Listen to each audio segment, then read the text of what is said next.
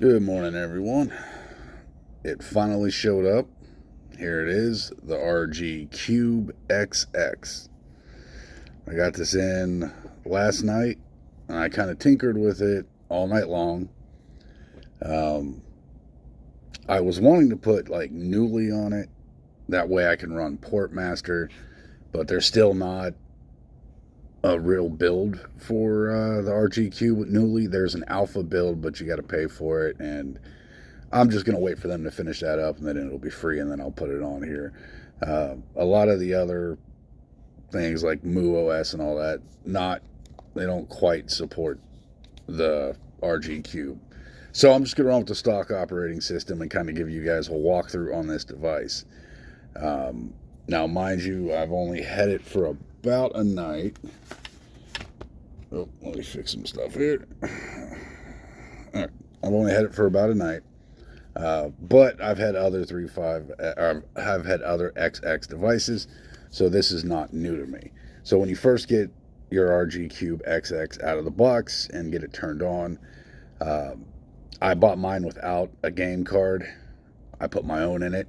If you did the same, you'll have your operating system over here. I know it's dark in my office, I'm sorry. So you'll have your operating system over here. This will be your internal card. Then over here is your game card. Now, if you bought one without the game card like I did, go get yourself a game card, format that, FAT32, EXFAT, whatever. Those both will work. Anyway, stick it in the handheld, turn it on. I have really got to do something about the screen timeout. Let me change that real quick. You stick it in here, turn on the handheld. Let me bump that to 10. Okay. Anyway, stick it in here, turn on the handheld, and it'll create the files you need. It'll create all your base files for you to put stuff in. Turn the handheld off, stick it in your computer, move the files over. That's what this is over here, and I'm going to show you guys that in a minute. I'm also setting up an SD card for a viewer. I'm actually setting them up a couple, one for a Cube, one for a V10. This person, we ran into each other through my shop, actually, that you guys know I won't advertise, like I said. I ended up mentioning my YouTube channel. He came over, watched it. He needs some help. He ended up trying to get into this hobby. He bought an R36S. Someone told him it was an Ambernick device, charged him way too much. Other people lied to him when he bought other handhelds, telling him they have this game and this game, and they have Mario and they have Pokemon. And they don't, and they won't, because of Nintendo's attack on emulation. So you're not going to get that when you buy these handhelds. For the most part, yeah, they're not going to have those. Any Nintendo IP game, you're not really going to see it. But I'm going to show you, how to do things your own way, how to save a little money by not buying one with a game card, because you're not going to get everything you want, and just putting it on there yourself, like I've done with this one.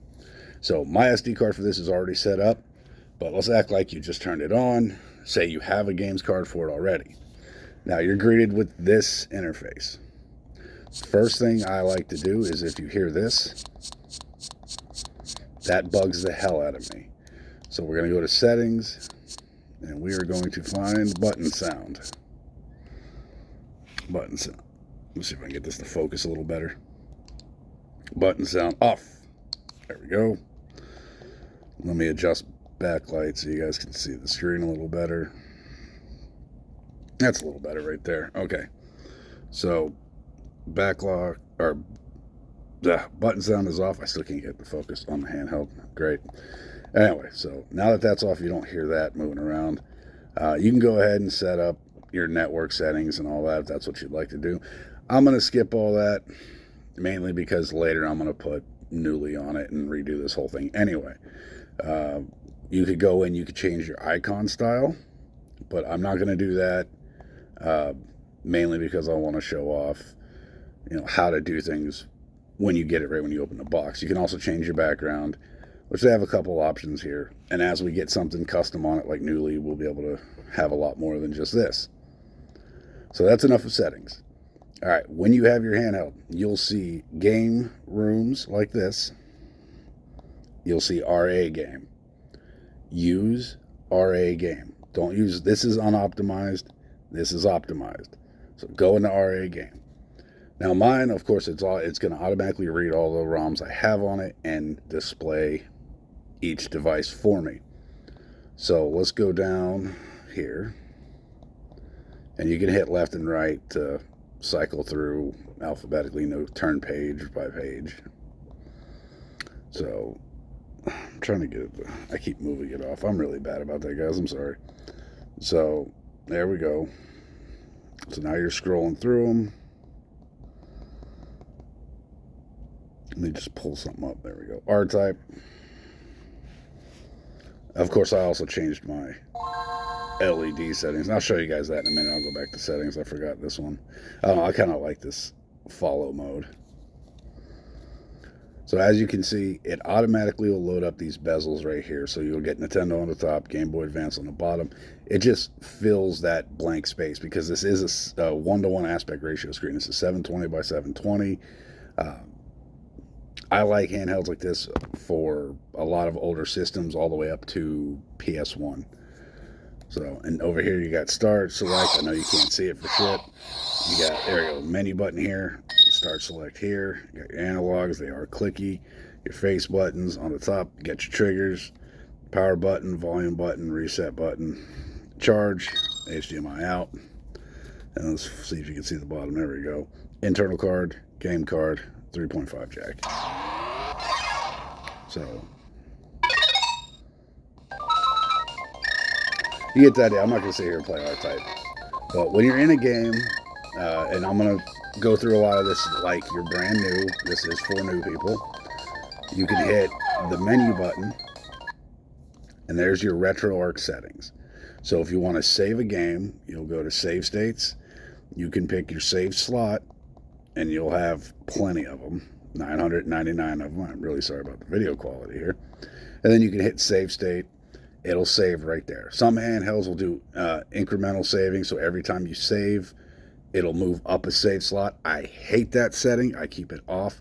I don't need to have, 200 saves. I can use one or two just to save my position. And I'll save scum it on some games. I don't care. So that's where you're at here. And this is just the quick menu. So if you want to adjust other things while you're gaming, you'll back up another screen. And I'm going to do my best for you guys to be able to see this. For some reason, it will not. I'm guessing it's because the monitor is on back here. Let's try that. How about that? Are we going to focus now on the actual handheld camera? Whatever. Okay. So you'll back up. You'll go to settings. Right here, you get user interface. On-screen overlay is on by default. We'll remove that. Now, that'll take away the Nintendo and Game Boy Advance border. So let's go look what that did. Here we are. See, now that's gone. You don't see it on the top or bottom. Let's back up again. Settings, video, scaling. I do have integer scaling off. And your aspect ratio will come up as core provided. What I like to do is go in and move this to 8:7. Maybe not necessarily for Game Boy Advance, but you'll see the difference here. Now I have most of the screen instead of just that little box in the middle. See what I'm saying? So, and then when you want out, I like to just back out and go quit. There's hotkeys for all this, but I'm not going to go over those currently. Most of them revolve around holding down the menu button and hitting something else with it. A lot of them, you hold down the menu button and hit R2, and that'll be fast forward. R1 will be save. L1 will be load. So, okay, so that was Game Boy Advance. Let's look at a couple that use something besides RetroArch. Let's jump into PSP. Let's just throw up Crazy Taxi. You don't really want a one-to-one aspect ratio screen for PSP gameplay at all. It'll be a little squished. There'll be a lot of the letterboxing going on. But what I want to show you is this will run off of PPSSPP. So if I hit menu, you get this overlay. You don't get the standard RetroArch. You do have your settings. You can change your backend, your rendering resolution. Everything you need is right there. And then your save states are laid out for you here. So you can hit save state. Once you save it, you can load right back into there. So now state's saved. I know you can't see it because this camera's getting shittier, but here it is. Now I can go back over, load state, and it'll back me up. So, and then the exit to menu, it'll take you to this quick launcher for games you've already played. So you can just go to them and launch them from here if you wanted to. But I'll exit and back up. I know I'm exiting. Okay, so that would be PSP. Let's do DS. Let's see what we got on DS.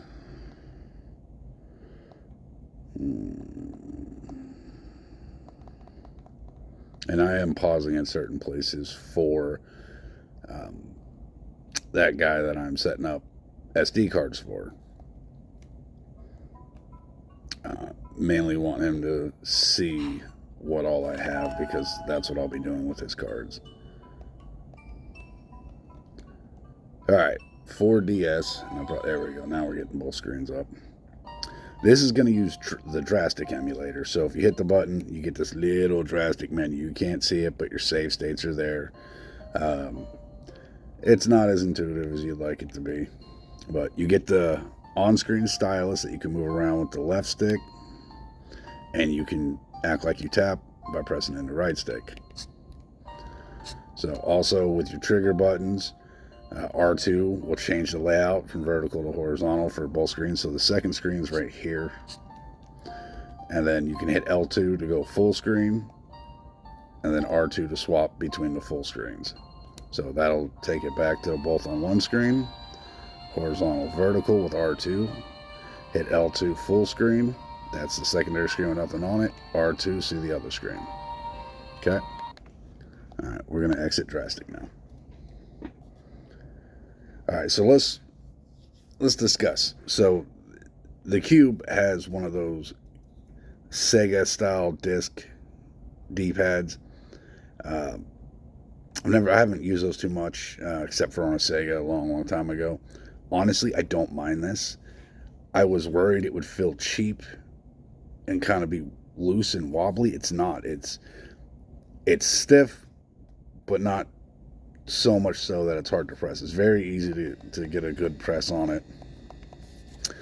The sticks feel slightly small. Like, they feel just a hair smaller than they should be. I know they're not. They're standard, but just to me they feel a little off. Not in a bad way. They just feel a little smaller. Now with the bump outs on this device, I have really bad hands, okay? I've worked a lot in my life with my hands. My hands ache all the time. This is really nice to have. This is a great grip right here. A lot of handhelds, I find my pinky down here supporting it, and that tends to hurt after a while because of all the weight on it. With a handheld like this, sometimes I'll still have that out there, but then I can easily just tuck it back behind and hold this normally, and it doesn't feel like I'm losing any stability. Which makes it quite nice. Let's see here. Like I said, I kind of enjoy the ergonomics. It is lighter than I thought it would be. It's not super light, but lighter. I know the regular RG Cube having the T820 in it is going to be a lot heavier than this. This ain't bad. I do like the regular Cube, the fan cutouts back here on the regular Cube. I like that design. I don't know why. I think it's a good design. So let's back up. Let's go to settings, and I'm going to show you the LEDs. So here's our LED settings. So I got double joystick chasing light. So it's going to chase wherever I press. The color I have picked will show up in the direction I am pressing. So you can change your color with just that slider right there. And then that'll change for it. Let's see. Background colors. So now I got the stable color here if I want something different. And you can use your triggers to go up by 20 at a time if you want. So now it looks like that when I move. And I can even make that blue darker. Let's make that blue darker. I know it's really hard to see, guys. I'm sorry. Alright, so you can also change your mode to just always on. Now it'll just stay like that no matter what I do. Let's see. Breath, light, fast. So it's going to pulse fast. I guess that's fast. then medium, so it'll be that but a little slower, then that, then breathing light, so that, and even just the slowest. Simulator Phantom, this will change depending on what icon you're on, the game you're playing. It'll try and simulate, like, color match with the screen. It doesn't work for shit. I was enjoying double stick chasing. Then you got seizure mode, like that. And then you just got multicolor rainbow, so it'll just rotate around with those colors. So I'm going to go back to chasing light. Alright, so let's jump into some other gameplay. Remember, use RA game. Now I'm going to show you, let's do, because I'm going to play Breath of Fire 3 soon, after I get done, because my game challenge, I still have one more game left, Lunar Legend, and this is the handheld I was waiting for to play Lunar Legend. So this video is going to be a little bit longer, everybody. I got a lot of things I want to cover and kind of discuss, and yeah. So now we're pulling up PlayStation 1, Breath of Fire 3. Here it is. Now you get this small little boxed window. What are we going to do? We're going to fix that. So remember how this looks. Not that I dislike the overlay that says Sony. It looks like a CRT TV with a PlayStation 1 under it. It's neat, but I want to use this screen real estate for the game I'm playing. This is nice and cute, okay? I don't care about cute. I want to use the damn screen. I got this for this screen. I want to use the whole thing. So we're going to go into RetroArch. We're going to do what we did for Game Boy Advance. We're going to go user interface, on-screen overlay, turn that off. That's going to remove the CRT and PlayStation overlay of the bezel you see. And we're going to back up. We're going to go to video. I know it's hard to see. Synchronization. Oh, sorry, what? Not scaling. Then we're going to go to aspect ratio, and we're going to move this to 8:7. This is going to give us, let us use the most of the screen that we can. There we go. Now we're using almost all the screen. Look at that. Look at that. There we go. So you still get a little black bar on the top. As you can see, the actual screen stops about halfway through there, but look at that. Look how much screen real estate we're able to use here. Amazing. So I wanted to show that off. Now my overall take on this handheld, I picked this up for about 60, I think is what it was running. When it comes to 3.5XX devices, I think this one right here is one of the best. Top two, I would have to say, I had the original 3.5XX. I loved it. But since there's like, 8, 9, 10 of them now in the XX line, the only two I would say must-haves in that XX line are probably the SP and the Cube. If you like verticals, go ahead with the 40XXV. So, let's discuss more. So the buttons on it, they're soft. They got a soft, kind of quiet click. Like you don't really hear it. It's not super audible, but you get that feedback when you press it. And that's what you want. You don't want it to just mush in and then you feel like you're not actually pressing a button. So, and you can't really hear it. It's very quiet. Hear that at all? And then you get the clicky sticks. Okay. So, that's kind of the more or less, review on the Cubexx. It is very comfortable. I like the one-to-one aspect ratio, the 720 by 720 screen. This is my third device like that. This is probably the more comfortable one. The RGB30 is flat on the back. It doesn't have these bump outs, so you kind of get that hand cramp. The RGB20SX is vertical, so it's interesting. If you like verticals, it's not a bad handheld, but I get the ergonomic problem where I put this down here on the 20SX, and it starts to wear on me. Also, the vertical layout of the 20SX makes the sticks a little weird to use. So overall, I'd say for the one-to-one devices, cost effective, this is probably the go-to, everyone. This is probably it right here. This is nice. So now what we're going to do is, before we get to this, and this is right here on the back on my computer here, this is setting up an SD card for a cube, okay? But I want to discuss something else with you guys first. I just found out that there's a lot of YouTubers out there that do this that don't know what these mean. People like Bob Wolf Den, love his videos, great guy. I watch them all. All-time favorite would have to be Ross Retro Game Core. His videos taught me everything. I got into it over, just hours of research on his website and through his videos, learning how to do this. But a lot of them didn't realize this. Now, I work in internet technology, so I do a lot of ordering of switches, routers, things like that. So model numbers have always meant something to me. I can read a model number. I know what it means. It's not just random. So let's talk about the model numbers, and I'm just gonna teach you guys this real quick. So here we go. This is the RG35XX, so the regular standard vertical 35XX. Now, you want to break that down. Line there, line there. So this is retro game. It's not 35. It's 3.5. There's your screen size. So 3.5 inch screen, and that's your series. So the XX line of devices. So now if we drop down here, we got retro game, 3.5, XX series, H, horizontal handheld. Same here, RG40XXV, 4-inch screen, XX series, vertical layout. So let's jump to the older ones, because these have something different on them. So there we go, 3.5 inch screen, version 0, so the original version, and P would be the plastic. So the RG350P was a horizontal plastic handheld. One of my first handhelds was this one, the RG350M. So 3.5 inch screen, that would be the first version in metal. That's what that is. So then we go RG351.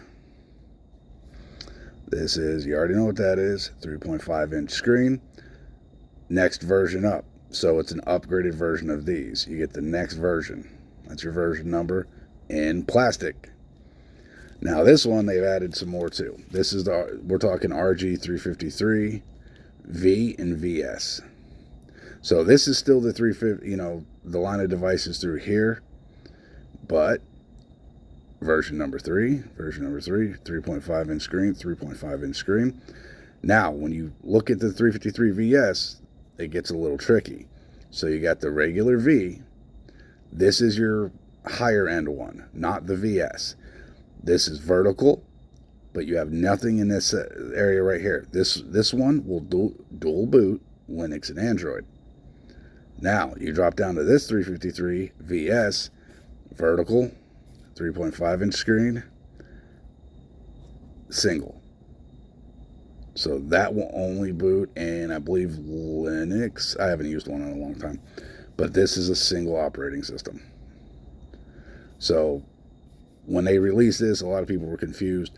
They thought the VS was the upgraded and the V was not, and that's just not how it goes. The V is the more expensive one because you get that dual boot feature. The VS is the cheaper one because it only runs one. So, all right, now that we're done with class, we're done with learning, I'm going to pick the camera up, and my video quality is going to get shittier. Are you ready? I don't care. Okay. So, here we are. Over here is our SD card. I've already formatted it and labeled the volume right there, so it's the RG Cubexx. This is my external that I carry with me. It has everything. This is my archive. Okay, and if I were to back up, you'd see a ton more. This section is more of my curated list of games that I either play myself, I put on every handheld, or I have it files for certain people. I've downloaded and put games in here for certain people. So now if we hop over here, this is what you're greeted with after you stick your SD card in the Cubexx. You'll plug it into the computer and you'll see ebook, emulation, music, ROM, save, video. Go into ROMs. You'll see all your files. So here's all your system files. We got Famicom.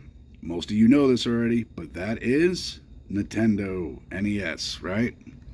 Let's drop down. Where are you at? SFC, Super Famicom. So that's Super Nintendo.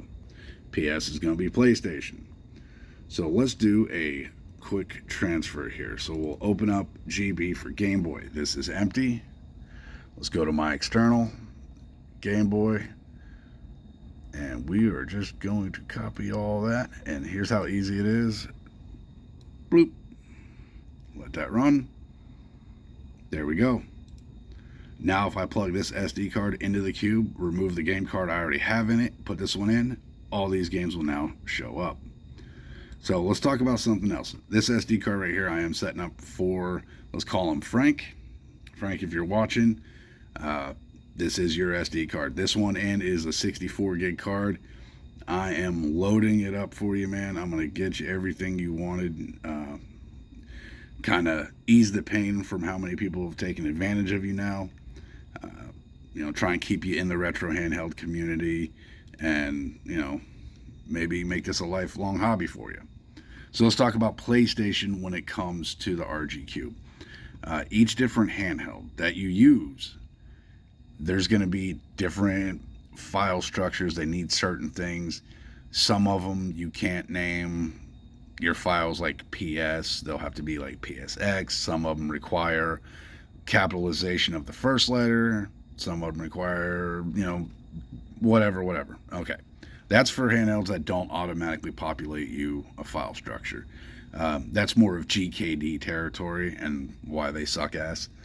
So on PlayStation, we're going to talk about something here.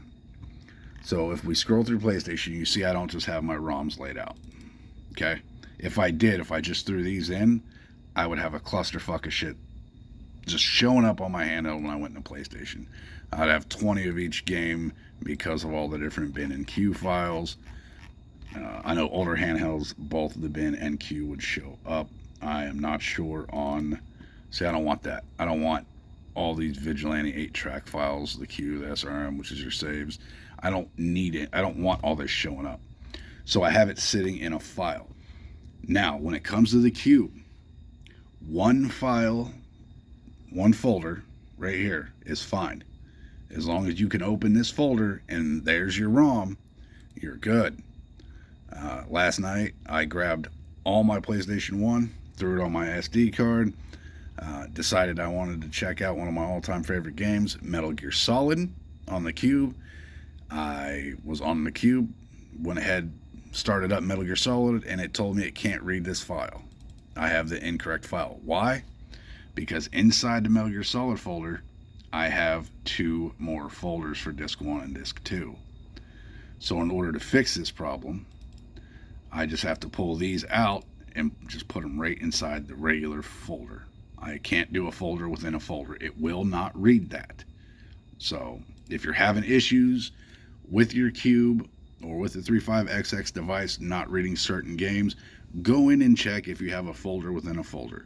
Okay, if you do, bring it up in 2 tabs, pull the old stuff out of the games out, drop it in just 1 folder deep, and it'll work just fine.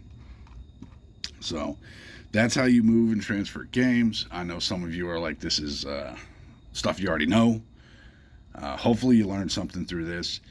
Frank messaged me. I am setting up your Cube SD card, as you can see here.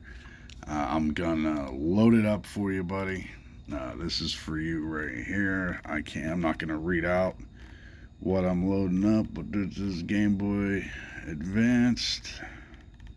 I know there's certain games you want, and I'm just gonna stretch it out right there.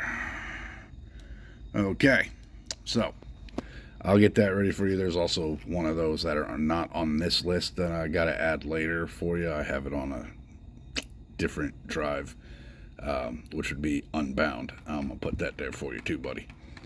So we'll get you set up, man. I'm going to get this card going for you, and hopefully you stay watching my videos. Hopefully you stay, with the Legion and join us on this. I still plan on doing a buyer's guide. Um, Chances are you guys will see my buyer's guide for the holiday around Christmas, so it ain't going to help you for shit. But I get busy. I work 2 jobs, people, and I try and do this. I mean, hell, I've been in this office since 4 a.m. I'm going to be here till 4 p.m. So I get busy, which is why you see me recording from my work office and not my, well, home office, which I miss. I want to start recording from there. So we're going to scroll through this real quick. Where was I? I did Game Boy Advance. No, I did Game Boy. Okay, I like doing them in order, so we're going to do Game Boy Color next. And we're just going to transfer all these. Boop. See how easy that is? You're wasting so much money by buying handhelds with game cards in them. Okay? Don't. Save you that $5-10, whatever it is. They're going to be cheap, unbranded, trash SD cards that are going to fell on you anyway. Because I know someone's going to be in the comments like, well, you pay $5 to $10 more for an SD card that already has my games loaded up. The SD card is an unbranded, cheap piece of shit. It'll fell on you. I know going to get your own SD card will cost you between $6 and $10 anyway for a 32 gig. But at least you can get a brand that you trust. Get Samsung, get something like that. I even use a cheap brand. I use the on-brand ones from Walmart. Why? I've never had them fail on me. I've been using them for years. They're great. They're not the fastest, but I'm doing retro gaming, so that shit don't matter. If I was doing PS2 and GameCube, I'd probably get a Samsung Evo, which I have and I use. Or PNY, like the sponsor of my video. You should see this guy sent me a picture of his SD cards. He went a little overboard on Black Friday. Dude's got 1,000 SD cards laying around now. I'm just teasing, man. Anyway, so yeah, save yourself some money and some hassle. The other thing I don't like about game cards that are included is you don't get this type of file structure right here, where mine's all laid out, alphabetical and nice. A lot of times with these handhelds, you'll get all these games, but guess what? This one will be labeled 0001 Action Man, search for base X. 0002, here we go. Next game will be 0002 Mega Man Extreme 2. Why wouldn't Mega Man Extreme 1 be before that? No, because this one's 0578, so it's way at the bottom. They're not alphabetical. They use a numerical system. It's god-awful, it's trash, and also, especially the ones that are like 64,000 games, you'll see 3 copies of Blade, you'll see 3 copies of Bionic Commando, you'll see 3 copies of Castlevania. You know, one of them will be 0100 Castlevania, the next one will be 1020 Castlevania. So that's just kind of how they do it. There's not actually 64,000 games on there. There's probably 50,000. A bunch of them are going to be repeated. So my advice, get an external hard drive like I have. Get your collection together, especially right now. Please God be doing this, or else you're not going to be able to do it in the future thanks to Nintendo. But yeah, get backups, save them, archive this stuff. I mean, this is artwork. This is people's lives right here that they've spent doing this to bring us these works of art into the world. Nintendo wants to destroy this. So all of us need to have copies of it. So when you get a chance, go do that. Start making backups of your backups for this stuff. Nintendo doesn't want you to have it. They don't want you to have the physical copies. So anyway, I'm going to stop ranting and raving about that. Tell me what you guys think about the Cube. I know my video quality is shit when I'm in this office. I think it's the lighting. It has to be the lighting. Anyway, if you're going to complain about the video quality, well, stop being bitch made. Yeah. Moving on. So I'm going to get my ass to work. I'm actually going to kind of work and set these SD cards up. I also got my V10 on me. That way I can get the correct file structure and get Frank SD card for his V10. So he'll have a 64 gig for GameCube, Frank, and I'm going to do a 32 gig for the V10. Since you kind of want to run lesser stuff on the V10 anyway. But, yep, this is the Retro Legion. I hope you guys enjoyed the video. I am probably going to do some gameplay of Lunar Legends since it's the last game on my challenge list. I can't wait to knock it out. I've already started. I'm only like 20 minutes into it. Not looking forward to it. Not because I don't like the game, but because it's super long. After that, though, I think I want to do like Breath of Fire 3 or Beyond the Beyond or something. I love Breath of Fire 3. I've beaten it multiple times, so I might do that with you guys. That's a fun playthrough. I would do Metal Gear Solid, but if you hop on TikTok, YouTube, for some reason everybody's doing Metal Gear Solid playthroughs right now. Not that I dislike that. I love Metal Gear Solid, but I would rather not join the masses. I want to do my own thing. So, all right, it's the Retro Legion. I will talk your guys' ear off and rant and rave about stupid shit next time. See you then.